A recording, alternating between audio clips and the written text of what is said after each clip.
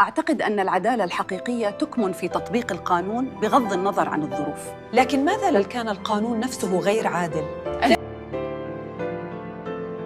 العدالة هي إعطاء كل ذي حق حقه.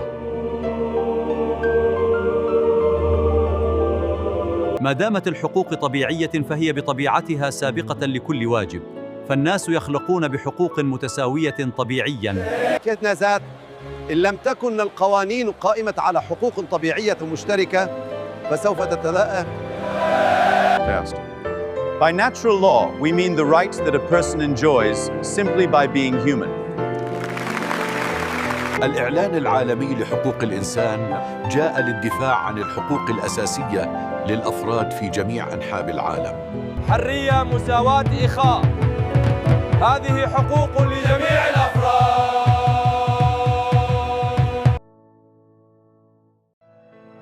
ما رأيك بالعدل؟ العدل هو أن يقوم كل فرد بواجبه في طبقته ويمتلك ما يخصه. تستطيع أن تشرح لنا مفهومك عن العدالة؟ العدالة هي الانسجام بين الأجزاء المختلفة من الروح والدولة. هل الحقوق مقدمة على الواجبات؟ يجب علينا حذف كلمة حق من القاموس، لا يوجد في المجتمع إلا واجبات. ما هو العدل؟ العدالة هي أداء الواجب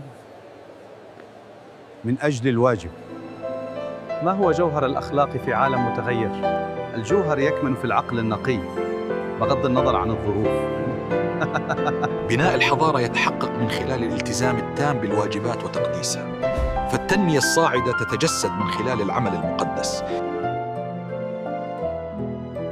العدالة تتجسد من خلال الموازنة والاعتراف المتزامن بالحقوق والواجبات في نفس الوقت.